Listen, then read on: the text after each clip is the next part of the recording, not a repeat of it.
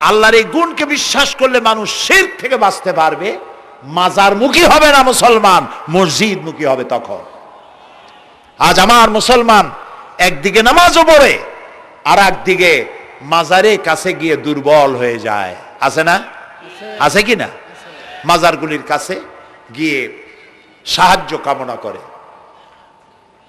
আমার নিজের চোখে দেখেছি মাজারে গিয়ে কিভাবে সেজদা দেয় কবরকে। বলেন নাউযুবিল্লাহ। আল্লাহ ছাড়া কাউকে রুকু সেজদা করা যায় না।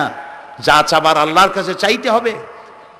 ওয়াইজা সাআলতা ফাসআলিল্লাহ ওয়াইজা ইসতাআনতা ফাসতাইন বিল্লাহ। যা কিছু চাওয়ার আল্লাহর কাছে চাও, যা কিছু বলার আল্লাহকে বলো। সব কিছু করার মালিক তিনি। সুবহানাল্লাহ বলেন। এই জন্য মাজারের সাথে মুসলমানদের সম্পর্ক হবে না, মুসলমানদের সম্পর্ক হবে মসজিদের সাথে। কিসের সাথে বলেন জোরে? আপনি কোন অসুবিধায় পড়েছেন, মাজলুম হয়েছেন, অত্যাচারিত হয়েছেন, চাকরির সমস্যা হয়েছে, ঘরে খাবার নাই, অসুখ বিসুখ হয়েছে, নানান ধরনের সমস্যায় পড়েছেন, কোনো মাজার নয়, কোনো পীর নয়, মসজিদের ভিতরে চলে যান, উজু করে মসজিদে ঢুকে 2 রাকাত কাজায়ে হাজাতের নামাজ পড়েন। রাসূলুল্লাহর উপরে যখনই বিপদ হতো তিনি নামাজে দাঁড়ায় যেতেন। সুবহানাল্লাহ বলো। আপনি কেন যাবেন একটা কবরের কাছে? আপনার সাহায্য কামনার জন্য কোনো পীর নয়, আপনার সাহায্যের জন্য কোনো কবর নয়। সাহায্য পাওয়ার জন্য কে? আল্লাহ চান আপনার ঈমানটা খালেস হোক। আল্লাহ তাআলা এটা বরদাস্ত করতে পারেন না যে মানুষ কারো কাছে গিয়া আরেকজনের কাছে গিয়ে নথি স্বীকার করুক। আল্লাহ সহ্য করেন না। ইন্না শিরকা লাযুলমুন আযীম। শিরক হচ্ছে মস্ত বড় জুলম, অত্যাচার। আল্লাহ সব থেকে অপছন্দ করেন কোন গুনাহ? বলেন শিরক। আল্লাহ সহ্যই করেন না। কেন করেন না? একটা যুক্তিতে আসে। যারা বিবাহ করেছেন তাদের স্ত্রী যদি স্বামীর সাথে যে ধরনের হাসি খুশি প্রেমের আদান প্রদান করে, স্বামী ছাড়া যদি আরেকজন পুরুষের সাথে এরকমের ভাব বিনিময় করে, ফোনে কথা বলে, প্রেম করে, খুব সুন্দর করে ভালোবাসা দিয়ে যদি চিঠি লেখে অন্য পুরুষের কাছে অথবা প্রেম নিবেদন করে, তাহলে স্বামীদের অবস্থা কেমন হবে বলেন? এইটার জবাব দিতে যদি দেরি হয় তো খুবই কুলক্ষণ। হ্যাঁ, ভয়ানক হবে, ভয়ানক হয়ে যাবে। নিজের চরিত্র যতই যা হোক, বউর চরিত্র ভালো চাই। আচ্ছা বলেন তো, স্ত্রী আপনার সঙ্গে যেভাবে প্রেমের হাসি হাসে, প্রেম নিবেদন করে, ওই রকম আরেকটা পুরুষের কাছে সাথে করলে আপনার সহ্য হয় না কেন? আপনি স্ত্রীর উপরে আপনার অধিকারটা কতখানি, কি জন্যে? আপনার স্ত্রীর যে হাসি, যে মিষ্টি হাসি, যা আপনার প্রাণ কেড়ে নেয়, ওই হাসিতে আপনার কোনো অবদান আছে বলেন? তার যে টানা টানা চোখ, সুন্দর ভ্রু, মাথায় অনেক লম্বা চুল, শরীরটা সুন্দর, যৌবন, রূপ, এর ভেতরে আপনার কোনো অবদান আছে? হ্যাঁ আছে, একটু তো আছেই। আপনি যে মুখ দিয়ে বউটা হাসে, সেই ঠোঁটে একটু লিপস্টিক লাগাইছেন। যে চোখের জন্য আপনি পাগল, সেই চোখে একটু কাজল লাগাইছেন। শরীরটাকে পেঁচাবার জন্য সুন্দর একটা শাড়ি কিনে দিছেন। একটা শাড়ি দিয়ে, একটু লিপস্টিক কিনে দিয়ে, চুলের একটা ক্লিপ কিনে দিয়ে, একটা ভালো শাড়ি কিনে দিয়া স্ত্রীর উপরে যদি এত অধিকার আছে যে কোনদিন মৃত্যু পর্যন্ত কোন প্রেমের হাসি, ভালোবাসার আদান প্রদান আপনি ছাড়া আর কারো সাথে করতে পারবে না, এইটা যদি আপনার অধিকার এভাবে প্রতিষ্ঠিত হয়, তাহলে এই হাসি যিনি দিলেন, এই দাঁত, এই সুন্দর চোখ, এই রূপ, এই যৌবন যা আল্লাহ তাআলা দিলেন, তার সামনে কোনো পীর অথবা কবরের সামনে যদি হাত পাতে আল্লাহ বরদাস্ত করেন না। কথা কি বুঝে আসছে? কথা বুঝে আসছে? আলহামদুলিল্লাহ বলেন। আলহামদুলিল্লাহ। বুঝলেই আমাদের কষ্ট সার্থক। আলহামদুলিল্লাহ বলি। আমরা যেন আল্লাহরে চিনতে পারি, বুঝতে পারি। আমার বিশ্বাস করুন, কোরআন আমার সামনে, আল্লাহর কসম, কোন জীবিত পীর, কোন মৃত্যু পীর আমার ভাগ্যের ভালো বা মন্দ করার কোনো অধিকার রাখে না। কোন পীর ফু দিয়ে আমার ভাগ্যকে ভালো বানাই দিতে পারবে না, এবং আমার একটা চুলও বাঁকাও করতে পারবে না। খাইরিহি ওয়া শাররিহি মিনাল্লাহি তাআলা। আমার ভালো আমার মন্দ করার একমাত্র মালিক কে? এক আঙ্গুল আকাশের দিকে উঁচু করে চিৎকার দিয়ে বলুন কে? আবার বলেন, আবারও বলুন। হাত নামা। আল্লাহ কবুল করুন, বলেন আমিন। আমার এই বক্তব্য দিয়ে আমি কোনো পীরকে অমর্যাদা করছি না। পীর সাহেবদের কাছে পীর কোনো শরীয়তের শব্দ নয়। কোরআন এবং হাদিসে কোথাও পীর বলে কোনো শব্দ নাই। এটি ফার্সি শব্দ। এই শব্দের অর্থ হলো বৃদ্ধ। তো পীর যদি বৃদ্ধ হয় ভালো কথা, তিনি যদি আলেম হন আরো ভালো কথা। কিন্তু বাপ পীর ছিল, উনিও সেই সুবাদে পীর। ইলেম নাই, তোনার নিজের কাছেই তো টর্চ নাই। আপনাকে অন্ধকারে উনিও ম্যানহোলের মধ্যে পড়বে, আপনারে নিয়ে পড়বে।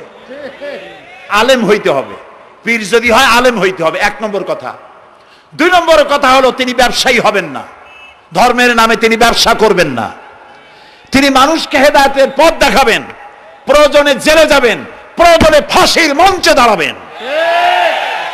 তিনি নিজেকেই ইসলামের সব আমি করি, আর ইসলাম কারো কাছে নাই। যারা ইসলাম করলো 70-80 বছর ধরে, রাজনীতির পথ দেখালো, তারা ইসলামের দল না, ওনারটাই ইসলামের দল। এই ধরনের ফাজলামি বক্তব্য থেকে বিরত থাকতে হবে।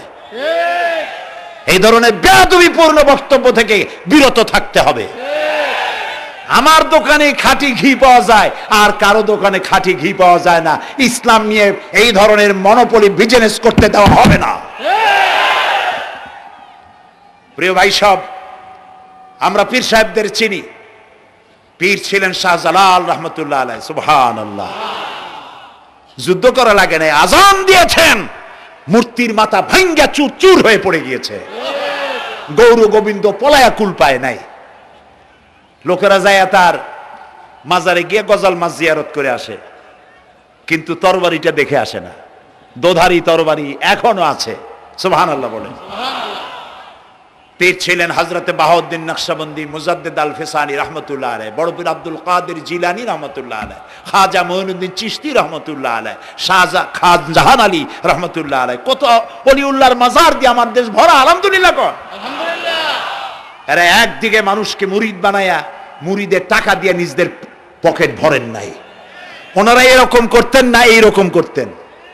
আর রাসূলুল্লাহ বলেছেন এই রকমের হাতের মর্যাদা নাই, এই হাতের মর্যাদা। আমি পীর দেখছিলাম, বাইতুল শরীফের পীর হযরত শাহ আব্দুল জব্বার সাহেব, আল্লাহ তাআলা জান্নাতুল ফেরদাউসের মেহমান বানায়নি। এই বাংলাদেশে শত শত মসজিদ, মাদ্রাসার এতিমখানা তৈরি করে গেছেন। সুবহানাল্লাহ কর। বৃষ্টির মৌসুমে চট্টগ্রামের বাড়ি তার। 14 বছর মাদ্রাসায় ওয়াজিদিয়া চট্টগ্রামে 14 বছর বুখারী শরীফ পড়িয়েছেন। কি মানের আলেম!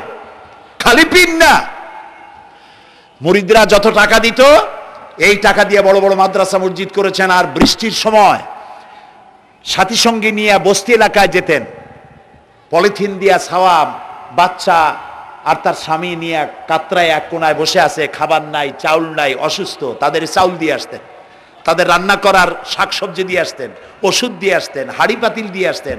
বন্যা হলে, তুফান হলে টাকা উজাড় করে যা মুরিদরা দিত সবগুলি উজাড় করে মানুষের খেদমত করতেন। সুবহানাল্লাহ। কাজী যারা জামায় অনেকগুলো পকেট সমানে নিতে থাকে আর ভরতে থাকে এইভাবে করে, এই ব্যবসায়ীদেরকে পরিত্যাগ করতে হবে। পীর হচ্ছে ওই সমস্ত লোক যারা নাকি ধর্মের নামে ব্যবসা করে না, বরং আল্লাহর দ্বীনকে প্রতিষ্ঠা করার জন্য কথা বলে। প্রিয় ভাই সব, আমাদের জেহেন সাফ করতে হবে, পরিষ্কার করে বুঝতে হবে আমার ভালো আমার মন্দ কে করতে পারেন? আল্লাহ। সম্রাট শাহজাহান নাম শুনেছেন? কোথার বাদশা বলেন? দিল্লির সম্রাট। সম্রাট শাহজাহান পৃথিবী জোড়া নাম তার। কবি বলছেন, শাহনে জাহাं को जिन्हें फख्र से देते थे बाज, वाज कब्र में है सूरह अलहम्दु की मोहताज। যে শাহজাহানকে কর দিয়া ট্যাক্স দিতে পারলে জনগণ নিজেদেরকে গৌরবান্বিত বলে মনে করত। সেই শাহজাহান কবরে শুয়ে আছে, সূরা ফাতিহার মুহতাজ হয়ে আছে। সুবহানাল্লাহ। যদি কেউ আমার কবরের কাছ থেকে হেঁটে যাইতো আর একটু সূরা ইখলাস পড়ে সবরেসানি করতো, আমি কিছু পাইতাম। আহারে, এই এতিম ফকির হয়ে শুয়ে আছে। এক ফকির দিল্লি ঘুরতেছে, একজন বলছে, ভাই তোমারে তো খয়রাত করে দেখতেছি আমি সেই ছোটবেলা থেকে, খালি তুমি খয়রাত করো। একটা জিনিস আপনারা মনে রাখবেন, গরিব, আজকে যারা গরিব পরিশ্রমের মধ্য দিয়ে কালকে তারা ধনী হতে পারে, কিন্তু যারা ভিক্ষুক, যারা ভিক্ষা করে, জিন্দেগিতে কোনোদিন তারা বড় হতে পারবে না।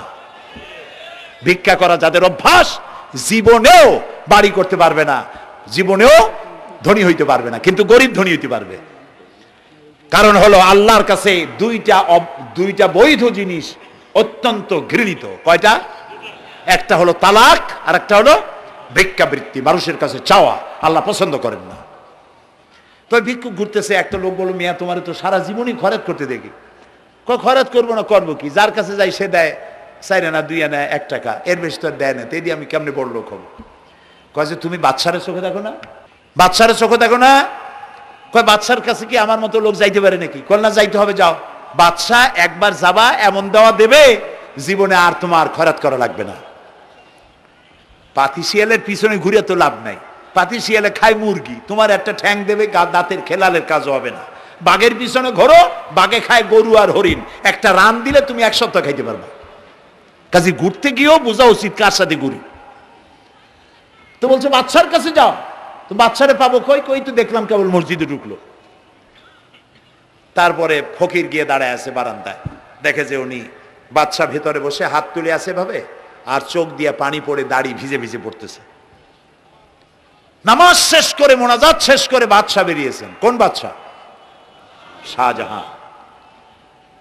বাইরে আসার পর ফকির বলল, আসসালামু আলাইকুম বলে ফকির রওনা করছে। বাদশা বলে, দাঁড়াও, তুমি যে রওনা করলা, তোমার তো ভিক্ষুক মনে হয়, আর লোকেরা যারা ভিক্ষুক না তারাও তো আমার কাছে চায়, আর তুমি তো ভিক্ষুক, চাইলে না কেন কিছু? ভিক্ষুক বলে, জাহাপানা, আমি কিছু চাইতে এসেছিলাম আপনার কাছে, কিন্তু আপনার করুণ অবস্থা দেখে আমার জ্ঞানের চোখ খুলে গিয়েছে। আমি দেখতে পেলাম আমি যার কাছে চাইতে এসেছি, আমি তো কান্দি না, হাতও পাতি নাই। যার কাছে চাইতে আসলাম দিল্লির সম্রাট, আবার কোন সম্রাটের কাছে হাত পেতে ভিক্ষুকের মতো কি জানি চায়, আর চোখ দিয়া পানি পড়ে দাড়ি ভিজে ভিজে পড়ছে। আমার জ্ঞানের চোখ খুলে গেছে, দুনিয়ার বাদশার কাছে আর চাইব না। বাদশা কান্দে যে বাদশার কাছে, তার কাছেই চাইব। প্রিয় ভাই সব, এই জন্যে জিহ্ন সাফ করে ফেলুন। দুনিয়ার কোনো মানুষের জন্য, মানুষের কাছে নয়, কোনো কবরে নয়, কোনো কারো কাছে নয়, আল্লাহ তাআলার কাছেই আমরা নামাজের মধ্যে ঘোষণা করেছি, ইয়্যাকা না'বুদু ওয়া ইয়্যাকা নাস্তাঈন। আল্লাহ তাআলা, তোমার একমাত্র ইবাদত করি, তোমার কাছেই সাহায্য চাই। কাজেই সাহায্য আল্লাহর কাছে। কার কাছে চাইবো বলেন? আল্লাহ আমাদের ঈমান পোক্ত করে দিন। আমরা বলি আমিন, আমরা বলি আমিন।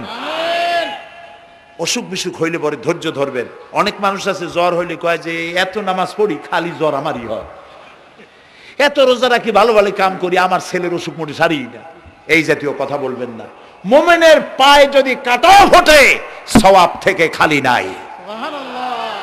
ধৈর্য ধরতে হবে। কাঁটা ফুটছে, বলেন ইন্না লিল্লাহ। আজাবান লিল মুমিন, মুমিনের জন্য বড়ই আশ্চর্য ব্যাপার, বিপদ হইলেও শুকর আদায় করে, আর সুখে থাকলেও শুকর আদায় করে। সুবহানাল্লাহ বিহামদি। বিপদ আসলে সে বলে ইন্না লিল্লাহি, বলেন ইন্না লিল্লাহি ওয়া ইন্না ইলাইহি রাজিউন। আর যখন শান্তি আসে বলে আলহামদুলিল্লাহ। দুই অবস্থায় তার জন্য নিয়ামত আল্লাহর তরফ থেকে সে পায়, আলহামদুলিল্লাহ। প্রিয় ভাই সব, তো আল্লাহর উপর ঈমান আনার জন্য কয়টা শর্ত বলছিলাম? এই যে প্যাচ লেগে গেছে, কয় যে 3টা।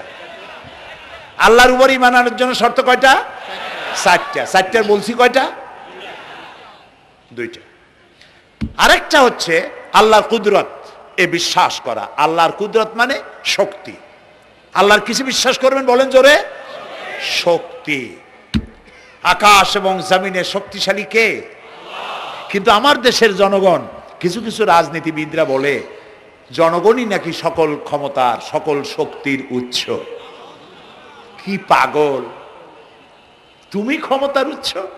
নাকের মধ্যে ময়লা, দাঁতে ছাতা, পেটের মধ্যে দুর্গন্ধ ভরা, ক্ষমতার উৎস? আশ্চর্য কথা। এই যে ক্ষমতার উৎস, হাজার হাজার লোক এখানে বসা, দুইটা ভাউয়া ব্যাংক যদি দুই কোণা দিয়ে ঢোকে, ভাউয়া ব্যাংক চেনেন? বিগ সাইজের ব্যাংক, দুইটা যদি দুই দিক দিয়ে ঢোকে লাফাইতে লাফাইতে, সামনে যারা আছে এমনি লাফাবে। অন্তত টঙ্গী তামিরুল মিল্লাত মাদ্রাসা ছাড়াইয়া তারপরে ফিরে তাকায় বলবে, ভাই আমরা দৌড়াই কেন? ব্যাংকের সামনে অসহায়, বল্লা ভীমরুলের সামনে অসহায়, সাপের সামনে, বিচ্ছুর সামনে অসহায়, তারা কয় সকল ক্ষমতার উৎস জনগণ। কপাল পোড়া! ক্ষমতার উৎস জনগণ নয়। এটা কোরআনের সাথে কন্ট্রাডিকশন হয় এ কথায়। আল্লাহ বলেছেন আন্নাল কুওয়াতা লিল্লাহি জামিয়া, সকল ক্ষমতার উৎস কে? চিল্লায় বলো ক্ষমতা কি দেখছেন? মাত্র 1.5 মিনিট। কয় মিনিট? মাত্র 1.5 মিনিট। আল্লাহ বলেছেন কোন? সাথে সাথে তামিলনাড়ু, মালয়েশিয়া, ইন্দোনেশিয়া, থাইল্যান্ড, মালদ্বীপ, শ্রীলঙ্কা, 2 লক্ষ লোক শেষ, 1 লক্ষের খোঁজ নাই। সমুদ্রের পানি 33 ফিট উঁচু হয়ে এসছে। সুবহানাল্লাহ কই দিচ্ছে করে না? বিজ্ঞানীরা বলেছেন ভারত মহাসাগরের তলদেশে ফাটল ধরেছে, ওর কয়েক কিলোমিটার নিচে ভূমিকম্পের উৎপত্তি হয়েছে। ভারত মহাসাগরের পানি 3 হাত না 4 হাত? কত কিলোমিটার আল্লাহ জানে। এই কয়েক কিলোমিটার নিচে যে মাটি, সেই মাটিরও কয়েক কিলোমিটার নিচে ভূমিকম্পের উৎপত্তি। এখান থেকে ভূমির কম্পন হয়েছে, সেই ভূমিকম্পে সমস্ত মহাসাগরের মধ্যে, ভারত মহাসাগরের মধ্যে জলকম্পন শুরু হয়েছে। পানির কম্পন, মাটির কম্পন একসাথে। 33 ফিট উঁচা, মানে 4 তলা বিল্ডিং এর মতো উঁচু হয়ে আসছে পানি। 4 তলা পরিমাণ উঁচু হয়ে পানি চলে আসছে। বাড়ি গাড়ি সব কিছু খড় কুটার ন্যায় সব উড়িয়ে দিয়েছে।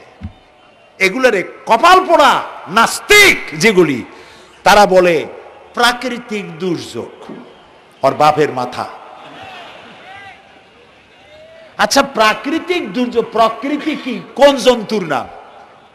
প্রকৃতি কোন জন্তু, জানোয়ারের নাম? প্রকৃতি নিজে চলে না কেউ তাকে চালায়? কে চালায়? কপাল পোড়ারা তা বোঝে না। বিশ্ববিদ্যালয়ের শিক্ষক হয়েছে তো, আল্লাহ দিয়ে আসি কোথায়? তবে সব খারাপ না, ভালো আছে আলহামদুলিল্লাহ। কিছু আছে কপাল পোড়া। বিশেষ করে শান্তিনিকেতনে যারা পড়াশোনা করে আসে, সাহিত্য চর্চা করে, এই সাহিত্য চর্চা করতে করতে এক পর্যায়ে কপাল পুড়ে যায়। আল্লাহরে চিনতে পারে না। সব চেনে, আল্লাহরে চেনে না। আল্লাহ এখন চিনাইতেছে ভালো করে। প্রিয় ভাই সব, কওমে আদ, কওমে সামুদ, এগুলিকে আল্লাহ তারা ধ্বংস করেছেন। কিয়ামতের আগে এই যে 7টা আকাশ, এই আকাশ সম্পর্কে অবিশ্বাসীরা তারা বলেছে আকাশ বলতে কিছুই নেই, এটা নাকি অনেক দূরে, তাই নীলা নীলে দেখা যায়। কি কপাল পোড়া চিন্তা করেন, নীলা নীলা দেখা যায়। এই আকাশ মহাশূন্য। এই আকাশগুলিকে, আকাশ কয়টা? কয়টা স্তর? 7টা। এগুলি কাতাইয়ে সিজিল্লিল কুতুব। কোরআনে কারিমে আল্লাহ তাআলা বলেছেন কিতাবের পৃষ্ঠার মতো কিয়ামতের আগে একটার পর একটা ঠাস ঠাস করে পড়বে, ভেঙে চুরি চুরমার হয়ে যাবে। ওয়াইদাল বিহারু ফুজ্জিরাত, আল্লাহ তাআলা বলছেন ইদাস সামাউ ফাতারাত ওয়াইদাল কাওয়াকিবু ইনতাসারাত ওয়াইদাল বিহারু ফুজ্জিরাত। আকাশের তারকাসমূহ বিক্ষিপ্ত হয়ে পড়বে। অসংখ্য তারকারাজি, বিশাল বিশাল তারকা বিক্ষিপ্ত হয়ে পড়বে। চন্দ্র সূর্য একটার সাথে আরেকটা ধাক্কা লেগে চাঁদ আর সূর্য আলো হারিয়ে ফেলবে, একাকার হয়ে যাবে। পাহাড়গুলো উঁচু করে আল্লাহ তাআলা জমিনের উপরে আছাড় মারবেন, কালিহিনিল মানফুস, তুলার মতো উড়ে চলে যাবে। সুবহানাল্লাহ বলবা না? কত বড় শক্তি আল্লাহ পাকের। ওয়াইদাল বিহারু ফুজ্জিরাত, সমুদ্র সমূহ বিদীর্ণ হয়ে যাবে। সমুদ্রে যত পানি আছে সমস্ত পানিগুলি নিঃশোষিত হয়ে যাবে মাটির তলায়, এবং সেখানে অগ্নুৎপত্তি হবে। কোরআনে কারীমে আল্লাহ বলে দিয়েছেন গোটা সমুদ্রগুলিতে আগুন জ্বলতে থাকবে। এগুলি কিয়ামতের আলামত। আল্লাহ পাকের অফুরন্ত মেহেরবানি। এই যে কানের কাছ দিয়া গুলিটা চলে গেছে, কানে লাগে নাই। বাড়ির কাছ থেকে কিয়ামত হয়ে গেল, বাংলাদেশে আল্লাহ বাঁচাই দিলেন। সুবহানাল্লাহ বলো, আলহামদুলিল্লাহ বলে। আমাদের প্রতিবেশী দেশগুলিতে যেভাবে আঘাত লাগছে, ওর 1000 ভাগের 1 ভাগের আঘাত কয়েক সেকেন্ড যদি বাংলাদেশে হতো, আমাদের সব অপরিকল্পিত শহর, রাজুক পারমিশন দিয়েছে 3 তলার, করা হয়েছে 7 তলা। এইভাবে অপরিকল্পিত যত বিল্ডিং আছে এগুলি পচা সিমেন্ট দিয়ে, পচা ইট দিয়ে তৈরি করা হয়েছে। 2-3 সেকেন্ডের ভূমিকম্প যথেষ্ট এই শহর লণ্ডভণ্ড করে দেওয়ার। অসংখ্য মানুষ মারা যাবে, অসংখ্য বাড়িঘর শেষ হয়ে যাবে। এদেরকে রেস্কিউ করার মতো মডার্ন ইকুইপমেন্টসও গভর্নমেন্টের কাছে নাই। এই জন্য আল্লাহর কাছে সেজদা দিয়া গুনার তওবা করতে হবে, আল্লাহ আমাদের মাফ করে দাও, আমার এই গরিব দেশটাকে কিয়ামত পর্যন্ত এই গজব থেকে বাঁচাও। প্রিয় ভাই সব, আল্লাহ তাআলার ক্ষমতার ওয়াজ আমি আজ করতে পারবো না, অনেক লম্বা হয়ে যাবে। কারণ আমাকে 3টা পুঁজির কথা তো কমসে কম বলতেই হবে, অল্প করে হলেও। শুনবেন তো? আল্লাহ তৌফিক দিক, বলেন আমিন। তো আল্লাহ তাআলার ক্ষমতায় বিশ্বাস করা, তার প্রচন্ড ক্ষমতা, যা খুশি তাই বলেন করতে পারেন। মরাকে জিন্দাকে মারতে পারেন, মরুভূমিতে ফুল ফুটাতে পারেন। সুবহানাল্লাহ, যা খুশি তাই করতে পারেন। এই শক্তি সহকারে আল্লাহকে বিশ্বাস করতে হবে। 4র্থ নম্বরে আল্লাহর হুকুম এবং হাকাম, আদেশ নিষেধ। আমি আল্লাহরে বিশ্বাস করি, এই কথার কোনো দাম নাই যদি তার আদেশ না মানি। এই কথার কোনো দাম নাই যদি তার নিষেধকে আমি আমার জীবনে প্রত্যাহার না করে চলতে পারি। মুসলমান বলে দাবি করার কোনো মূল্য নেই। একদিকে নামাজ পড়ি, আর একদিকে ওজনে কম দেয়, খাদ্যে ভেজাল দেয়, বেপরদা করি, মিথ্যা কথা বলা হয়, ওজনে কম দেয়, খাদ্যে ভেজাল দেয়, জমিনের আইল ঠালে আমানতের খেয়ানত করে, আল্লাহর হুকুম মানা হলো না, রসুলের আদেশ মানা হলো না। আল্লাহর উপর ঈমান আনার জন্য 4র্থ শর্ত হচ্ছে আল্লাহ যা বলেছেন মাথা নত করে মেনে নিতে হবে, বলতে হবে সামি'না ওয়া আতা'না। বলেন সামি'না ওয়া আতা'না, শুনলাম আর মেনে নিলাম। বলেন তো জোরে, শুনলাম আর মেনে নিলাম। সুবহানাল্লাহ বলেন। মুমিনেরা এই প্রশ্নই করবে না মদ হারাম কেন, মুমিনেরা এই প্রশ্নই করবে না জুয়া হারাম কেন, মুমিনেরা এই প্রশ্নই করবে না জেনা হারাম কেন। একটাই জবাব, মদ হারাম কেন? আল্লাহ হারাম করেছেন তাই হারাম। জেনা হারাম কেন? আমার আল্লাহ হারাম করেছেন তাই হারাম। জুয়া হারাম কেন? আমার আল্লাহ হারাম করেছেন তাই হারাম। কোন যুক্তি নাই। যুক্তির, আল্লাহর নিষিদ্ধ জিনিসে যুক্তি তালাশ করে কেবলমাত্র শয়তান। আল্লাহর আদেশ নিষেধে যুক্তি তালাশ করে কে? শয়তান। মুমিনের কাজ হলো সামি'না, বলেন, ওয়া আতা'না, শুনলাম আর মানলাম, বাস, শেষ কথা, খালাস। এই গেল 4টি শর্ত পুরো হয়ে গেল। এই 4টি শর্ত যদি পূরণ করতে পারি তাহলে আল্লাহরে বিশ্বাস করছি এটা প্রমাণিত হবে, এটা জাস্টিফাই হবে, এটা সত্যতা প্রমাণ হবে যদি আল্লাহ হুকুম মতো। 1 নম্বরে হলো, আমি আবার কথাটা প্যাকেট করে দিই যাতে করে আপনারা বাড়ি নিয়ে যাইতে পারেন। আল্লাহর উপরে ঈমান এনেছি, এই কথাটাকে কমপ্লিট করার জন্য শর্ত কয়টা? 4টা। 1 নম্বরে আল্লাহর অস্তিত্বে বিশ্বাস, বলেন আল্লাহর অস্তিত্বে বিশ্বাস। 2 নম্বরে আল্লাহর গুণাবলীতে বিশ্বাস। 3 নম্বরে আল্লাহর ক্ষমতায় বিশ্বাস। 4 নম্বরে আল্লাহর আদেশ এবং নিষেধে বিশ্বাস, মান্য করে চলা। আল্লাহ যেন এই তৌফিক আমাদের দেয়, বলেন আমিন।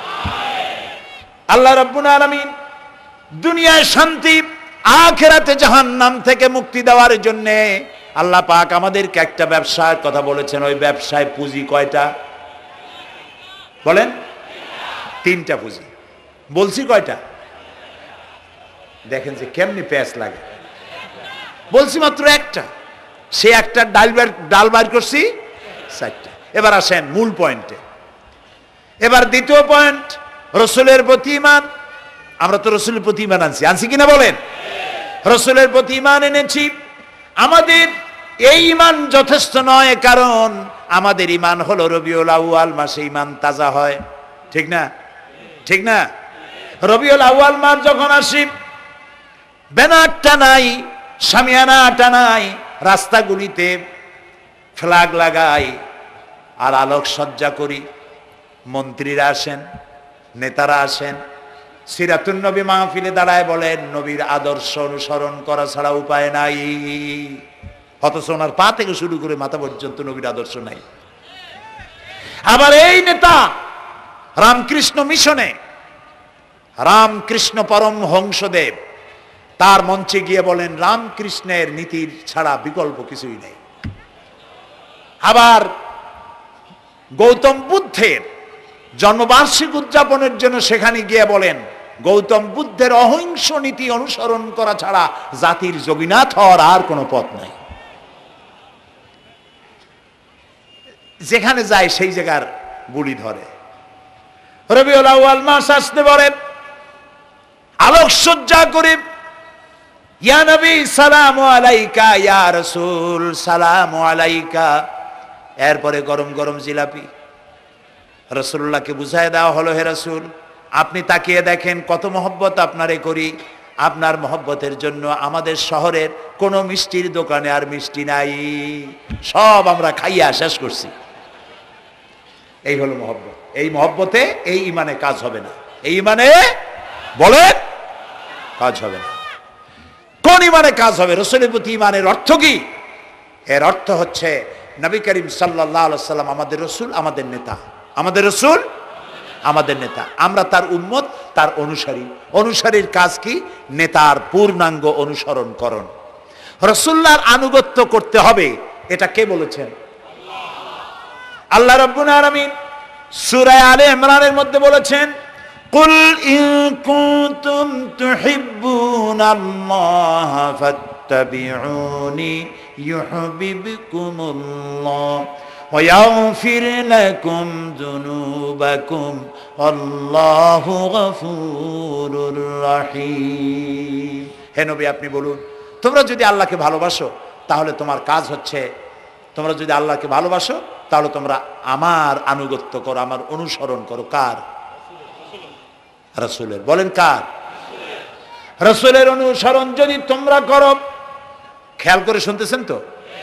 আল্লাহ তাআলা বলছেন নবী আপনি বলেন তোমরা যদি আল্লাহকে ভালোবাসো, তোমাদের এই দাবি যদি সত্য হয়, তাহলে আমার অনুসরণ করো, আমার আনুগত্য করো।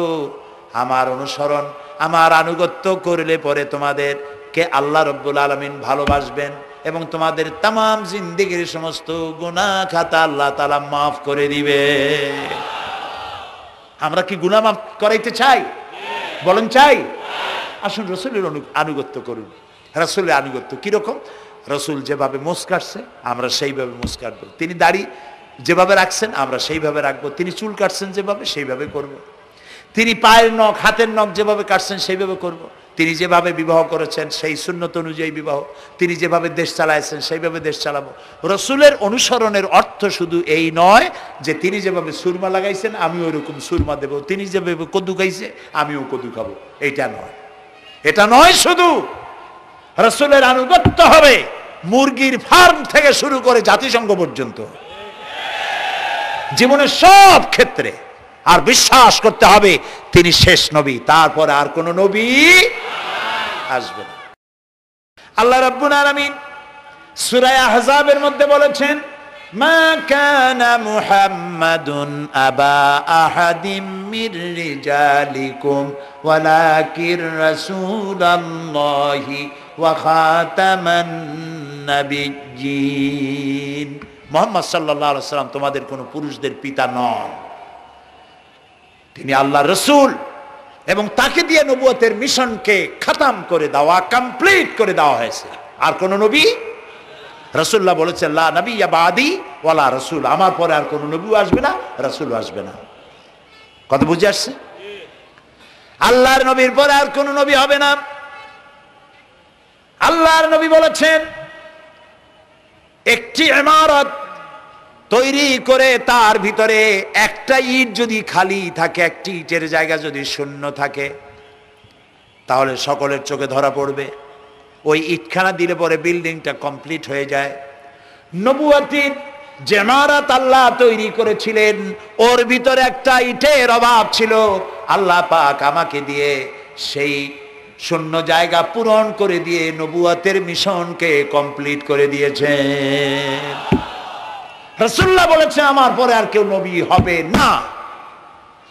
পৃথিবীর সব মুসলমানদের আকীদা, মুহাম্মদ সাল্লাল্লাহু আলাইহি ওয়াসাল্লামের পরে যদি কেউ নবুয়তের দাবি করে সে কাফির, হাজার বার কাফের।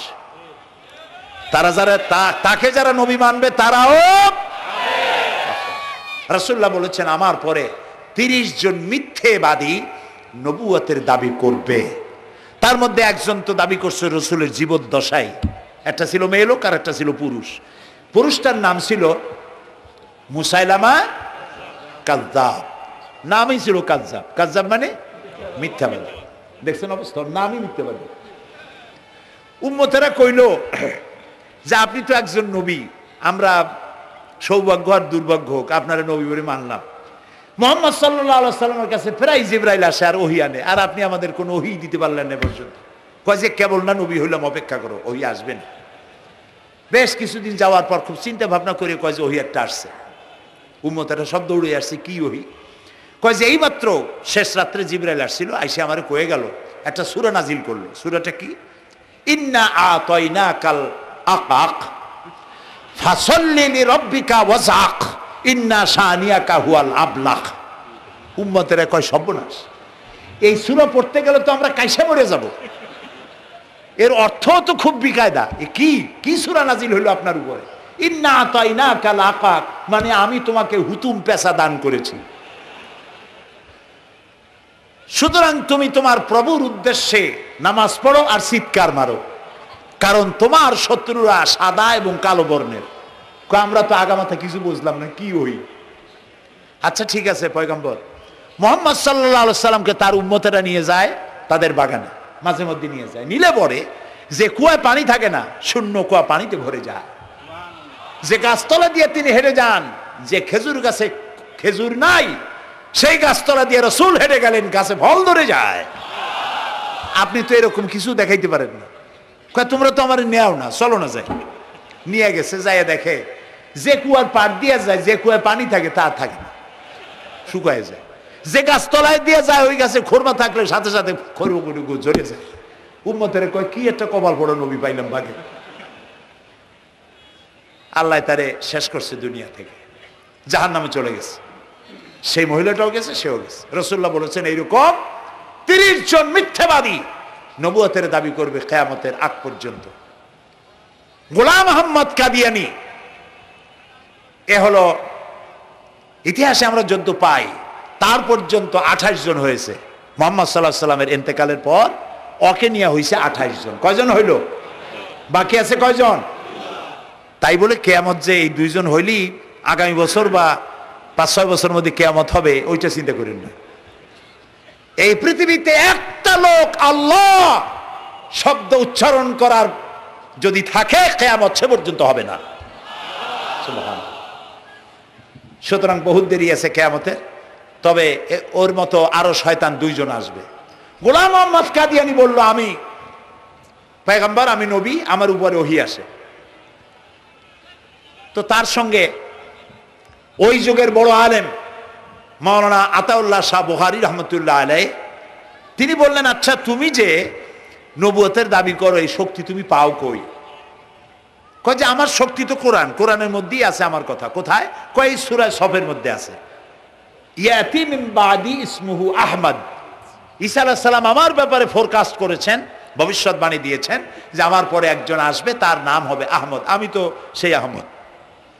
মাওলানা বুখারী বলছেন বেকুব, ঈসা আলাইহিস সালাম যার কথা বলেছেন তার নাম, ঈসা আলাইহিস সালাম যার কথা বলেছেন তার নাম হলো ফকাত আহমদ, আর তোমার নাম হলো গোলাম আহমদ। তাহলে এতে করে বোঝা যায় ঈসা আলাইহিস সালাম যার কথা বলেছেন তুমি সেই আহমদের গোলাম, তো তুমি নবুয়তের দাবি করো কেন? গোলাম আহমদ কয় যে হুজুর আমার নামের আগে গোলাম বৈশা একটু সমস্যা হয়েছে, ঠিক, তো গোলামটারে যদি বাদ দেই তাহলে তার আপনি আপত্তি করতে পারেন না আমি আহমদ থাকি আর আপনি আমার উম্মত হয়ে যান। আমি আমার কথা ঈসা আলাইহিস সালাম বলেছেন। মাওলানা বুখারী বলছেন দেখো তোমার ফতোয়া অনুযায়ী তুমি বলছো নামের প্রথম অংশ বাদ দিয়া শেষের অংশ নিয়ে তোমার উপর ঈমান আনতে, তাহলে আমি আমার নাম আতা আল্লাহ, তোমার ফতোয়া অনুযায়ী আমার নামের প্রথম অংশ বাদ দিলাম, আতা গেছে, থাকছে আল্লাহ, আর আল্লাহ হয়ে বলছি তোর মতো গাধারে আমি নবুয়ত দেই নেই। এরপর এই শয়তানের মউত হলো কোথায় বলেন, কোথায়? পায়খানার ভিতরে। এই কাদিয়ানীরা, গোলাম আহমদ কাদিয়ানী কাফের, ওরে যারা নবী বলে মানে তারাও কাফের। প্রিয় ভাই সব, পৃথিবীর 48টি মুসলিম দেশ কাদিয়ানীদেরকে নন মুসলিম মাইনরিটি হিসেবে ঘোষণা দিয়েছে রাষ্ট্রীয়ভাবে। সৌদি গভর্নমেন্ট আইন পাশ করেছে কিয়ামত পর্যন্ত কাদিয়ানীরা মক্কা মদিনায় প্রবেশ করতে পারবে না। বিগত 100 বছরের ভিতরে কোনো কাদিয়ানী মক্কা মদিনায় ঢুকতে পারে নাই। আজকে বাংলাদেশে খতমে নবুয়তের আন্দোলন নতুন কিছু নয়, দীর্ঘদিন থেকে এই উপমহাদেশে খতমে নবুয়তের আন্দোলন চলছে, এই আন্দোলন চলবে যতদিন পর্যন্ত সরকারের পক্ষ থেকে তাদেরকে নন মুসলিম মাইনরিটি ঘোষণা না করা হচ্ছে, আন্দোলন চলবেই। এদের লাশ রাস্তায় ফেলাই দিবা আর 14 কোটি মুসলমান তাকিয়ে তাকিয়ে দেখবে, তা বিশ্বাস করো না। খতমে নবুয়তের আন্দোলন যারা করেন এই জাতির 14 কোটি মুসলমানের সমর্থন তাদের পেছনে রয়েছে। কাজী তাদের ব্যাপারে উচ্চবাচ্য কথা বলতে গিয়ে ব্যারিস্টার হন, আইনজীবী হন, যেই হন, খতমে নবুয়তের আন্দোলন যারা করে তাদের ব্যাপারে কথা বলতে গিয়ে মুখ সামনে কথা বলবেন। এদেশের মানুষ শহীদ হয়ে যাবে, কাদিয়ানীদেরকে বরদাস্ত করবে না। আমাদের দেশে হিন্দু, থামুন, আমাদের দেশে হিন্দু, খ্রিস্টান, বৌদ্ধ আমাদের দেশের নাগরিক অধিকার ভোগ করে না? আমাদের সমান নাগরিক অধিকার তারা ভোগ করে। কাদিয়ানীরাও হিন্দু খ্রিস্টানদের মতো নন মুসলিম মাইনরিটি হিসেবে এদেশে বসবাস করে নাগরিক সুবিধা ভোগ করবেন, কোনো অসুবিধা নাই। কিন্তু আপনি মুসলমান বলে দাবি করবেন না, শেষ নবী মানবেন না, আমরা এই ব্যাপারে কিয়ামত পর্যন্ত আপোষ করব না। কেবলমাত্র মূর্খ, দালাল, হারামখোর তারাই কাদিয়ানীদের পক্ষ অবলম্বন করতে পারে, ইমানদারেরা পারে না।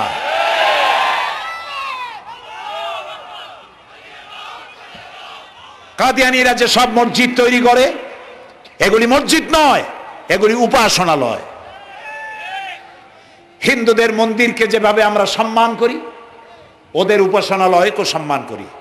কিন্তু কাদিয়ানীরা যতদিন মুসলমান নামের পরিচয় দিতে থাকবেন, আমরা আমাদের অধিকার আদায়ের জন্য সুশৃঙ্খলভাবে গণতান্ত্রিক পদ্ধতিতে আমরা এই অধিকার আদায়ের চেষ্টা করব। খতমে নবুয়তের আন্দোলন কোনো রাজনৈতিক আন্দোলন নয়, এটি আমাদের ইমানের আন্দোলন। যারা আন্দোলন করতেছেন তারা আমাদের ফরজে কিফায়ার দায়িত্ব পালন করছেন। প্রিয় ভাই সব, রাসূলের প্রতি ঈমান আনতে হলে এরকম ঈমান আনতে হবে, তারপরে আর কোনো নবী আসবে না। তারপরে কথা হলো তাকে অনুসরণ করতে হবে পায়ের নখকাটা থেকে শুরু করে মাথার চুল পর্যন্ত, জীবনের সব ক্ষেত্রে রাসূলের অনুসরণ করতে হবে।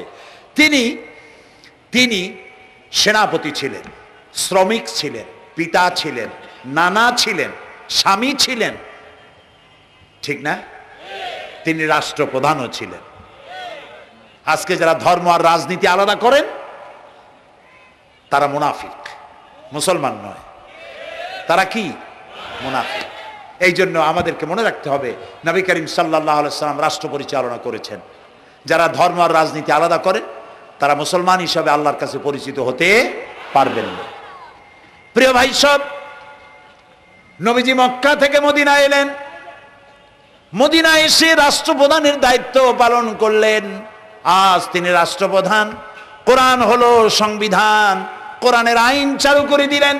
চুরি বন্ধ হলো, ডাকাতি বন্ধ হলো, জেনা ব্যভিচার বন্ধ হয়ে গেল। মানুষ দরজা খুলে ঘুমাবার সুযোগ পেল। সুবহানাল্লাহ, সুবহানাল্লাহ। নবী করিম সাল্লাল্লাহু আলাইহি ওয়াসাল্লাম একটি সুন্দর সুখী সমাজ পৃথিবীতে চালু করে গেলেন। আজ আমাদের ভাগ্য যদি খুলতে হয়, রাসূলের অনুসরণ করি আমাদেরকে রাষ্ট্র পরিচালনা করতে হবে। ইসলাম সন্ত্রাসকে প্রশ্রয় দেয় না, ঠিক না ভাই? আমাদেরকে যারা সন্ত্রাসী বলে, ওরাই তো সন্ত্রাসের দাদা, ওরা সন্ত্রাসের জন্মদাতা। আমাদেরকে সন্ত্রাসী বলো? আমি আমেরিকায় বক্তব্য করেছি, লন্ডনে বক্তব্য করেছি, আমি তাদেরকে বলছি তোমরা আমাদেরকে সন্ত্রাসী বলো? আমাদের দেশে যাইয়া দেখো, তোমাদের এখানে সমস্ত সুপার মার্কেটগুলি সব বন্ধ হয়ে যায় বেলা 4টায়, কোনো মার্কেট খোলা থাকে না। কেন খোলো না? তোমরা সিকিউরিটি দিতে পারবে না বলে খোলো না। চুরি হবে, ডাকাতি হবে, লুটপাট হবে, এই জন্য বিকেলেই সব বন্ধ হয়ে যায়, রাতে কোনো দোকান খোলা থাকে না। তো যাও তো আমাদের দেশে, আমাদের তো সন্ত্রাসী বলো? গরিব দেশ। আমাদের দেশের বাবুরহাটে, নরসিংদীর কাছে বাবুরহাট, যেটাকে এই দেশের ম্যানচেস্টার বলা হয়, সারা রাত কোটি কোটি শত কোটি টাকার কাপড় চোপড় বেচা কিনা হয়, পুলিশের গন্ধ খুঁজে পাওয়া যায় না, সারা রাত বেচা কিনা হয়। গ্রামের বাজারগুলি যায় দেখেন, আমাদের দেশে যশোরে, খুলনায়, উত্তরবঙ্গে রাত 2টা 2:30 পর্যন্ত বেচা কিনা হয়, ঠিক না? এই যে আমাদের দেশে আল্লাহর মেহেরবানি, এবারে যে ঈদের সময় ঈদ আর পূজা একসাথে হইল, মুসলমান মেয়েরা, হিন্দু মেয়েরা সোনা দানা গলায় পরিয়া, হাতে পরিয়া, তারপরে বাজারঘাট ঈদের কেনাকাটা, পূজার কেনাকাটা করছে, কোনো অসুবিধা হয় নাই, ঠিক না? আল্লাহর মেহেরবানি, র্যাবে জি যা করার করছে। মক্কা শরীফে, মদিনা শরীফে দেখলাম লোকেরা হাত তুলে, বাংলাদেশি লোকেরা ওখানে যারা আছে, র্যাবের জন্য দোয়া করছে, আল্লাহ র্যাবের প্রতি তুমি রহমত নাজিল করো, আল্লাহ রহম করুন, কোন আমি। দেশের যতটা অসুবিধা হয়েছিল তার থেকে অনেক গুণ গ্যারাপ হয়ে গেছে, আলহামদুলিল্লাহ, আলহামদুলিল্লাহ। প্রিয় ভাই সব, এই যে আল্লাহ রাব্বুল আলামিন মুসলমানদেরকে পৃথিবীর মধ্যে সব থেকে বেশি শান্তি প্রিয় করেছেন, কোন আলহামদুলিল্লাহ। তোমরা আমার মক্কা যাইয়া দেখো, মক্কা মদিনায় যাইয়া দেখো, আমাদের কেউ সন্ত্রাসী? মক্কা মদিনায় লক্ষ লক্ষ মানুষ, এই যে সব চলে গেছে, এখন কোথায় গেছে? সারা পৃথিবী থেকে মানুষের এখন ছুটছে ছুটছে, পৌঁছে গেছে, আর পথে আছে, প্লেনে আছে, নদীতে আছে, গাড়িতে আছে। সুবহানাল্লাহ, লক্ষ লক্ষ মানুষ চলে গেছে, সবার একই ড্রেস, একই গন্তব্য, একই স্লোগান, লাব্বাইক আল্লাহুম্মা লাব্বাইক। সব মানুষ চলে গেল। আমি 96-তে যখন পার্লামেন্টে আসলাম, প্রথম পার্লামেন্টে এক বক্তৃতার ভেতরে আমি বলেছিলাম যে আমাদের দেশে নেতা নেত্রীরা উমরা করে, হজ করে। আচ্ছা, আপনারা যাইয়া দেখেন কি, করেন কি, আনেন কি? যাইয়া একটু তোয়াব করিয়া আসার সময় আতর আর পাথর, সুরমার খুরমা পকেট ভরে নিয়ে আসেন, কিন্তু চোখে দেখেন না। আল্লাহ তাআলা বলছেন, আওয়ালাম ইয়ারাউ আন্না জাআলনা হারামান আমিনান। তোমরা কি দেখতে পাও না আমার এই হারামকে আমি কিভাবে নিরাপত্তার শহর বানিয়েছি? সুবহানাল্লাহ। রাত 2:30-3টার সময় চাঁদের মতো সুন্দরী যুবতী মেয়ে একাকিনী, কোনো পুরুষ সঙ্গী ছাড়া, নিজের ডেরা, নিজের তাবু ফেলে কাবা শরীফের ভিতরে এসে গেল। লক্ষ লক্ষ পুরুষের মধ্য দিয়ে আল্লাহর ঘর তওয়াফ করলো, তাহাজ্জুদের নামাজ আদায় করলো, এরপরে দোয়া দুরুদ করে, কান্নাকাটি করে মেয়ে লোকটি একাকী লক্ষ লক্ষ মানুষের মধ্য দিয়ে নিজের ঘরে ফিরে গেল। কোন পুরুষের একবার তার চেহারার দিকে নজর পড়েছে তো দ্বিতীয়বার তার রূপ উপভোগ করার মতো সাহস কারো মনের মধ্যে জাগে না। হাজার বছরের ইতিহাস, মক্কা থেকে, মদিনা থেকে, আরাফাত থেকে, মুজদালিফা থেকে, মিনা থেকে একটা নারী লাঞ্ছিতা হয়েছে, ধর্ষিতা হয়েছে, অপমানিতা হয়েছে, এর ইতিহাস নয়। প্রিয় ভাই সব, প্রসঙ্গক্রমে এই টঙ্গী লক্ষ লক্ষ লোকেদের সমাবেশ হয়, আলহামদুলিল্লাহ বলে। হতেই পারে তাবলিগি জামাতের ভাইয়েরা এখানে উপস্থিত হন, সারা দেশ থেকে, বিভিন্ন দেশ থেকেও লোকজন আসে, এক জায়গায় বসে আল্লাহ বিল্লাহ করে, মোনাজাত করে। এটা মনে আসলো তাই বলতেছি। কেউ কেউ এটাকে খুব বাড়াবাড়ি করেন। সে বাড়াবাড়িটা হলো, কেউ কেউ বলেন আরাফাতের পরেই দ্বিতীয় এই সমাবেশ। এই বেয়াদবি শব্দটাকে উচ্চারণ করবেন না আল্লাহর হস্তে। কোথায় টঙ্গী, কোথায় আরাফাত, আর কোথায় টঙ্গী? কি এর সাথে আপনি কি মিলান? আপনি বলুন এখানে লক্ষ লক্ষ লোক হয়েছে, আমরাও দেখতে পাচ্ছি লক্ষ লক্ষ লোক হয়, কিন্তু আপনি কেন দ্বিতীয় সমাবেশ বলেন? কেন আপনি আরাফাতের ময়দানের পরে এই কথা বলেন? মহাগুনা, মহাবেয়াদবি। আরাফাতে যাওয়া ফরজ, টঙ্গীতে আসা নফল নয়। আপনি কিসের সাথে কি তুলনা করেন? জিন্দিগিতে এই চিন্তা করবেন না। কিছু কিছু লোক আছে গ্রামের মধ্যে, অবশ্য কোনো আলেম, কোনো মুরব্বীরা এইসব কথা বলেন না। মূর্খ যারা, তারা এই ধরনের কথা ছড়াইছে গ্রামে। 3 বার টঙ্গীতে আসতে পারলে 1 হজের সওয়াব হয়। বলেন নাউজুবিল্লাহ। শুধু 3 বার না, কিয়ামত পর্যন্ত লোকের এখানে আসতে থাকলে আরাফাতের ময়দানে 1 সেকেন্ডের যে সওয়াব হবে তাও হবে না। আরাফাত হচ্ছে সেই ময়দান যেখানে আদম আলাইহিস সালাম থেকে শুরু করে মুহাম্মদ রাসূলুল্লাহ সাল্লাল্লাহু আলাইহি সাল্লাম পর্যন্ত সব নবীদের চোখের পানি শুকিয়েছে। পৃথিবীর কোটি কোটি মানুষ এখানে কাঁদছে। আর আল্লাহ রাসূল বলেছেন, আল হাজ্জুল মাবরুর লাইসা লাহুল জাযাউ ইল্লাল জান্নাহ। একটা কবুল হজের সওয়াব আল্লাহর কাছে বেহেশত দেওয়া ছাড়া আর কিছুই নেই। মান হাজ্জা লিল্লাহ ফালাম ইয়ারফুস ওয়ালাম ইয়াফসুক রাজাকা ইয়াউমিন ওয়ালাদাতহু উম্মুহু, রাওয়াহুল বুখারী। বুখারী শরীফের হাদিস। রাসূলুল্লাহ বলছেন, আরাফাতের ময়দান থেকে হাজিরা যখন বেরিয়ে যায় সন্ধ্যায়, মা যেমন নিষ্পাপ সন্তান প্রসব করে, আরাফাত থেকে হাজিরা তেমন নিষ্পাপ হয়ে বেরিয়ে যায়। আল্লাহর হস্তে আপনারা এই তুলনাটা কেউ করবেন না। বলবেন অনেক বড় সমাবেশ হয়েছে, লক্ষ লক্ষ লোক হয়েছে, বাস শেষ। এটা দ্বিতীয় সমাবেশ, আরাফাতের পরের এটা দ্বিতীয় স্থান অবলম্বন করেছে। এইসব বাজে কথা আর একদিনও বলবেন না। মহাবেয়াদবি যদি কেউ বলে থাকেন, আস্তাগফিরুল্লাহ পড়ুন, পড়েন আস্তাগফিরুল্লাহ। আল্লাহ সবাইকে ক্ষমা করুন, বলুন আমিন। এখানে আসলে দোয়া কবুল হবেই, কোনো গ্যারান্টি নেই, কোনো গ্যারান্টি নাই। কিন্তু রাসূলুল্লাহ বলেছেন আরাফাতের ময়দানে দোয়া কবুল হয়। রাসূলুল্লাহ বলেছেন, আল্লাহর ঘরের কাছে দাঁড়ায়া, মুলতাজিমে দাঁড়ায়া এমন কোন দোয়া করি নাই যে আল্লাহ কবুল করেন নাই। কাজে এই সব চিন্তা করবেন না। প্রিয় ভাই, সব রসুলের প্রতি ঈমান আনতে হলে রসুলের জীবনকে জানতে হবে। রসুলের জীবন আমরা অনেকেই জানি না। বাংলা ভাষায় বহুত বইপত্র বেরিয়েছে রসুলের জীবনী সংক্রান্ত। মেহেরবানি করে কিনবেন এবং পড়বেন। রসুলের প্রতি ঈমানের অর্থ হলো রসুলুল্লাহর পা থেকে শুরু করে মাথা পর্যন্ত সবটা আমল করা এবং তাকে মোহাব্বত করা। রসুলকে কি করবো আমরা? কি মোহাম্মদ সে ওয়াফা তুনে তু হাম তেরে ये जहां चीज ही क्या लोह कलम तेरे है। মোহাম্মদ সাল্লাল্লাহু আলাইহি সাল্লামের সঙ্গে যদি তুমি মহব্বতের কানেকশন জুড়িয়ে দিতে পারো, তার অনুসরণ আর অনুকরণ যদি করতে পারো, আকাশ আর জমিন তো দূরের কথা, লোহ কলম পর্যন্ত আল্লাহ তোমার জন্য করে দেবে। নবী করিম সাল্লাল্লাহু আলাইহি সাল্লামের উপর ঈমান আনার অর্থ হলো তার অনুসরণ অনুকরণ করা।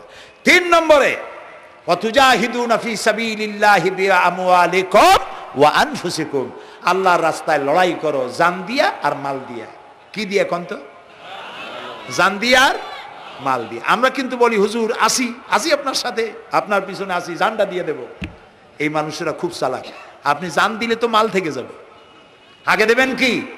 মাল, পরে দেবেন জান। মাল দিতে হবে, জান দিতে হবে আল্লাহ দিন প্রতিষ্ঠার জন্য। রাসূলুল্লাহ জীবন দিয়ে, সাহাবায়ে কেরাম জীবন দিয়েছেন, রাসূলুল্লাহ রক্ত দিয়েছেন, দান দান মোবারক শহীদ হয়েছে। আমি দেখেছি ওহদের মাঠে, আমি ওহদে যখন সফর করেছি, আল্লাহ বহুবার নিয়েছেন আলহামদুলিল্লাহ। আমাকে সেখানকার একজন আলেম মদিনার, তিনি আমাকে নিয়ে গেলেন ওহদে বেশ কয়েক বছর আগে। ওহদে গিয়ে দেখলাম, আমাকে দেখালো যে নবী করিম সাল্লাল্লাহু আলাইহি সাল্লামের যেখানে দান শহীদ হয়ে গিয়েছিল, দাঁত মুবারক শহীদ হয়েছে, রাসূলুল্লাহ বেহুশ হয়ে পড়ে গেছিলেন। তাকে হযরতে আবু বকর, হযরত ওমর, হযরত ওসমান এই তিনজনে উঁচু করে নিরাপদ জায়গায় নেওয়ার জন্য দৌড়াচ্ছিলেন। পাহাড়ের উপরে যখন উঠতেছিলেন, ওই তিনজন রাসূলকে ঘাড়ে করে নিয়ে উঠতেছেন। পাহাড় তখন কাঁপতেছিল, পাহাড় কাঁপতেছে, এত বড় কাঁপন উঠেছে পাহাড়ের। পাহাড় সেই এলাকা থেকে কাগজ কাটলে, কেচি দিয়ে কাগজ কাটলে যেমন রেজা রেজা হয়ে যায়, আমার নিজের চোখে আমি দেখলাম। তিনি আমাকে দেখালেন এই সেই এলাকা যেখানে রাসূলকে উঠানো হয়েছিল। পাহাড় আল্লাহর ভয়তে কাঁপতেছিল তরতর করে। সেই উঁচা জায়গা, একটা বিশ্রামের মতো জায়গা পাহাড়ের মধ্যে, সেইখানে তাকে নিয়ে যখন রাসূলকে যখন শোয়ানো হচ্ছিল, পাহাড় কাঁপতেছে। নবী করিম সাল্লাল্লাহু আলাইহি সাল্লাম তখন বলছেন, উসবুতি ইয়া জিবাল, উসবুতি ইয়া জিবাল, ইন্নাকা আলাইয়া নবিয়ান ওয়াস সিদ্দিকিন ওয়াস শাহীদাইন। হে পাহাড়, উসবুতি ইয়া জিবাল, হে পাহাড় থেমে যা, তোর উপর আল্লাহর নবী, তোর উপরে সিদ্দিক আর দুইজন শহীদ দাঁড়িয়ে আছে, থেমে যা। পাহাড় থেমে গেল। সিদ্দিক হযরত আবু বকর, দুইজন শহীদ তোর উপরে, হযরতে ওমর, হযরতে ওসমান রাদিয়াল্লাহু তাআলা আনহুমা। কবে শহীদ হবে রাসূলুল্লাহ আজকে বলতেছেন, তোর উপরে দুইজন শহীদ দাঁড়িয়ে আছে। এইভাবে কষ্ট করেছেন নবীজি, ক্ষুধায় কষ্ট করেছেন, যুদ্ধ করেছেন। তবে সেই যুদ্ধ আক্রমণাত্মক ছিল না, ডিফেন্সিভ ছিল। আক্রমণকে প্রতিহত করার জন্য তিনি লড়েছেন। প্রিয় ভাই সব, এত কষ্ট করার পর তিনি যে দিন কায়েম করে গিয়েছিলেন, আল্লাহ তাআলা বলছেন, ওয়াতুজাহিদুনা ফি সাবিলিল্লাহি, আল্লাহর রাস্তায় লড়াই করো জান দিয়ে আর মাল দিয়ে আমার দ্বীনকে প্রতিষ্ঠা করার জন্য। যদি তোমরা ইসলাম বুঝে থাকো, এরই মধ্যে তোমাদের জন্য কল্যাণ নিহিত রয়েছে। সুবহানাল্লাহ বলেন, এরই মধ্যে কল্যাণ। সুতরাং শুধু টুপি মাথায় দিয়ে নামাজ পড়লেই হবে না, নামাজও পড়তে হবে, আল্লাহর হুকুম হাকাম মানতে হবে, রোজাও রাখতে হবে, হজও করতে হবে, যাকাতও দিতে হবে, স্ত্রীকে পর্দায় রাখতে হবে, আমলে আখলাকে, সিরাতে সুরাতে, চলনে বলনে, ব্যবসায় বাণিজ্যে, বক্তৃতায়, রাজনীতি, অর্থনীতি, সমাজনীতি, সব জায়গায় আল্লাহ এবং রসুলের পূর্ণাঙ্গ আনুগত্য করার নামই হলো মুসলমান হয়ে যাওয়া। সুবহানাল্লাহ। এই মুসলমান হইতে পারবো আমরা? আল্লাহ যেন তৌফিক দেখেন, আমিন। সবাই বলেন আমিন। আমি এখন আপনাদের নিয়ে মোনাজাত করবো। মোনাজাতের আদব বসা, দাঁড়ানো ভাইয়ের একটু বসেন। এই যত মানুষ দাঁড়ায় আছেন, মেহেরবানি করে একটু বসেন। আমি কিন্তু একবারও বলিনি আপনারা বসেন। দাঁড়ানো ভাইরা মেহেরবানি করে বসেন, মোনাজাত করবো আপনাদের নিয়ে। প্রায় 2 লক্ষ লোক মারা গেছে ভূমিকম্পে, আর 1 লাখের উপরে নিখোঁজ। তাদের জন্য দোয়া করবেন না? যে আল্লাহ আমাদের বাঁচাই দিলেন, তাদের জন্য, তার জন্য দোয়া শুকর আদায় করবেন না? সুতরাং বসেন, বসতে বলছি, দাঁড়াতে বলিনি। মোনাজাতের জন্য সবাই বসেন, আর একটু জোরে সরে জিকির করেন, লা ইলাহা লা ইলাহা।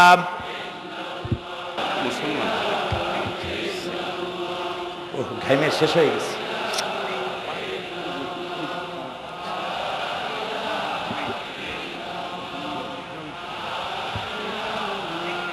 বয়স কত? বাড়ি কোথায়?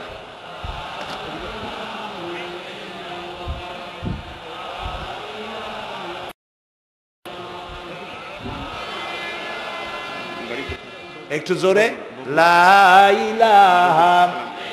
এফিডেভিট করছো? বসো বসো।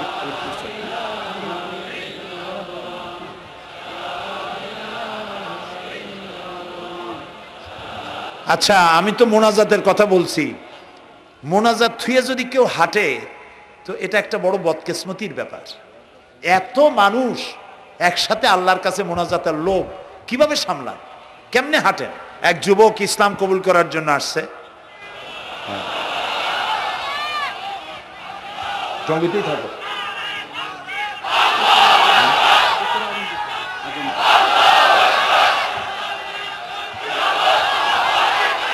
জি,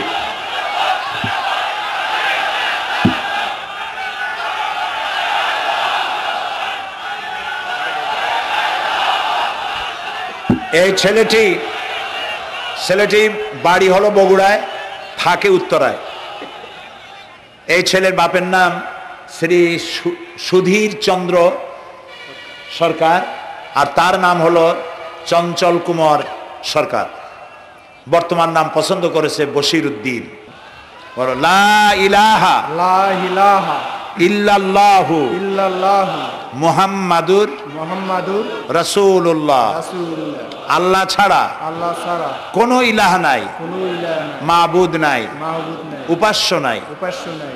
মুহাম্মদ মুহাম্মদ সাল্লাল্লাহু সাল্লাল্লাহু আলাইহি ওয়াসাল্লাম আলাইহি সাল্লাম আল্লাহর আল্লাহর প্রেরিত প্রেরিত রাসূল। রাসূল। আশহাদু আন আশহাদু আন লা ইলাহা লা ইলাহা ইল্লাল্লাহু ইল্লাল্লাহু ওয়াহদাহু ওয়াহদাহু লা শারীকা লা শারীকা লাহু লাহু ওয়া আশহাদু আন্না ওয়া আশহাদু আন্না মুহাম্মাদান মুহাম্মাদান আবদুহু আবদুহু ওয়া রাসূলুহু। ওয়া রাসূলুহু। আমি সাক্ষ্য দিচ্ছি আমি সাক্ষ্য দিচ্ছি আল্লাহ ছাড়া আল্লাহ ছাড়া কোনো ইলাহ নাই, কোনো ইলাহ নাই, মাবুদ নাই, মাহবুব নাই, উপাস্য নাই। উপাস্য নাই। তিনি এক, তিনি এক, তিনি একক, তিনি একক, তার কোনো তার কোনো অংশীদার নাই। অংশীদার নাই। আমি আরো সাক্ষ্য দিচ্ছি আমি আরো সাক্ষ্য দিচ্ছি মুহাম্মদ মুহাম্মদ সাল্লাল্লাহু সাল্লাল্লাহু আলাইহি ওয়াসাল্লাম আলাইহি সাল্লাম আল্লাহর আল্লাহর বান্দা বান্দা এবং এবং তার তার প্রেরিত রাসূল। প্রেরিত রাসূল। বলো আসসালামু আলাইকুম। আসসালামু আলাইকুম। আপনারা জবাব দেন। এই ছেলেটি এখন আমাদের মধ্যে নিষ্পাপ। আমাদের সকলের আমলনামায় পাপ আছে। রাসূলুল্লাহ বলেছেন, যখন একজন মুশরিক ইসলাম কবুল করে, কালেমা পড়ে, বিশ্বাস করে, অর্থ সহকারে উচ্চারণ করে, তার পিছনের সমস্ত গুনাহ খাতাকে আল্লাহ তাআলা মাফ করে দেন। সুতরাং আমরা তার জন্য দোয়া করি, আল্লাহ যেন তাকে খাঁটি মুসলমান বানায় দেন। আমরা সবাই বলি আমিন। প্রিয় ভাই সব, মোনাজাতের পর এশার আজান হবে। আমরা বা জামাত এশার নামাজ পড়ে যাব ইনশাআল্লাহ। বলেন ইনশাআল্লাহ। এত বড় জামাত আমরা কোথাও পাবো না, এবং জীবনে আরেকটা জামাত এরকম পাবো তার কোনো নিশ্চয়তাও নাই। ঠিক না ভাই? নামাজ আমরা আদায় করে যাব 5 ওয়াক্ত। কি বলে, এখানে সারা জীবন 5 ওয়াক্ত নামাজ সঠিকভাবে আদায় করব, আর এশার নামাজ আমরা এখানে জামাতে আদায় করে যাব। আর এই বিশাল মাহফিল তৈরি করতে অনেক খরচ হয়েছে। আপনারা নিশ্চয়ই দেখতে পান এত বড় প্যান্ডেল করতে কত টাকা খরচ হতে পারে, এবং তারা প্রচেষ্টা করেছে। আপনারা এই লাইটিং, মাইকিং, প্যান্ডেল, স্টেজ, তারপরে পোস্টার, গেট ইত্যাদি তৈরি করতে বহু টাকা খরচ হয়েছে। আপনারা যাওয়ার সময় মেহেরবানি করে তাদেরকে চতুর্দিকে ড্রাম এবং চাদর নিয়ে লোকেরা দাঁড়িয়ে থাকবে, আপনারা আল্লাহর হস্তে তাদেরকে কিছু সহযোগিতা করে যাবেন। রাজি আছেন আপনারা? রাজি আছেন? আল্লাহ আপনাদেরকে তৌফিক দিন। মা বোনেরা যারা এসছেন, মা বোনদের জন্য আজকে তেমন কোনো কথা বলতে পারলাম না, তবে যা বলেছি নারী এবং পুরুষ সকলের জন্য সমভাবে প্রযোজ্য। আপনাদের জন্য একটু বেশি করতে হবে। এই রাসূলুল্লাহ বলেছেন, আল মারআতু ইজা সাল্লাত খামসাহা ওয়া সামাত শাহরাহা ওয়া আতাআত বালাহা ওয়া আহসানাত ফারজাহা। রাসূলুল্লাহ বলেছেন, যেসব মহিলারা 5 ওয়াক্ত নামাজ সঠিকভাবে আদায় করে, রমজান মোবারকের রোজা রাখে, সতীত্বের হেফাজত করে, স্বামীর আনুগত্য করে চলে, কিয়ামতের দিন ওই সব মহিলারা আল্লাহর জান্নাতের যে দরজা দিয়া খুশি সেই দরজা দিয়া জান্নাতে প্রবেশ করতে পারবে। সুতরাং আপনারা এই কথাগুলি মেনে চলুন। আল্লাহ আপনাদেরকে তৌফিক দিন। আমি মোনাজাত করব এখনই, আপনারা যাওয়ার সময় সকলে সহযোগিতা করে যাবেন। আর নামাজের জন্য একটি বই আছে, চরিত্র গঠনে নামাজের অবদান। আমরা যে নামাজ পড়ি অনেক সময় নামাজ হয় না। রাসূলুল্লাহ বলেছেন, সাল্লু কামা রাআইতুমুনি উসাল্লি। নামাজ পড়ো সেইভাবে যেভাবে আমাকে নামাজ পড়তে দেখো। জীবনের শ্রেষ্ঠ ইবাদত নামাজ, তাই যদি সঠিক না হলো তাহলে পণ্ডশ্রম হয়ে যাবে। এই জন্য নামাজ কিভাবে মানুষের চরিত্রে অবদান রাখে, আর নামাজটা কেমনে পড়তে হবে, রাসূলুল্লাহ কিভাবে পড়েছিলেন, সেটি আমার এই বইটিতে লেখা আছে। এটি চরিত্র গঠনের নামাজের অবদান। এখানে লাইব্রেরি আসছে, কোথায় আপনারা খুঁজে বের করে সেটা নিয়ে যাবেন। আর একটি হলো সূরা লোকমান। সূরা লোকমানের 2টা রুকুর তাফসির করেছিলাম আমি চট্টগ্রামে, মাত্র 2 রুকুর তাফসির। এই 2 রুকুর তাফসির 5 দিনে শোনার পর 48 জন হিন্দু, বৌদ্ধ, মুসলমান হয়ে গিয়েছিল। যাকাত সম্পর্কে, মা বাপের অধিকার সম্পর্কে হযরতে লোকমান তার সন্তানকে যে নসিহত করেছে, সেই নসিহত 9টা নসিহত ছিল। ওই নসিহতগুলি আল্লাহর এত পছন্দ হয়েছে যে আল্লাহ তাআলা নিজে লোকমানের নসিহত কোরআন শরীফে উঠাই দিয়েছে, সুবহানাল্লাহ। সুতরাং আমার নিজের, আমার সন্তানদের ভালো করার জন্য এই নসিহতগুলি দরকার। এটির নাম যারা ক্যাসেট থেকে উদ্ধার করেছে, নাম হলো তাফসিরে সাঈদী লোকমান, সূরা লোকমান। এ পর্যন্ত 4টা তাফসির বেরিয়েছে তাফসিরে সাঈদী নামে, যেগুলি আমি তাফসির করেছি চট্টগ্রামে, সেগুলি এসব বই ওখানে পাওয়া যাবে। এই বইগুলি আপনারা লাইব্রেরি থেকে, এখানে মোবাইল লাইব্রেরি এসছে ঢাকা শহর থেকে, সন্ধান করে আপনারা নিয়ে যাবেন। আল্লাহ তাআলা আপনাদেরকে তৌফিক দান করুন। যাওয়ার সময় মাহফিলকে সাহায্য করে যাবেন, আর নামাজে সালাতুল এশা আদায় করে যাবেন।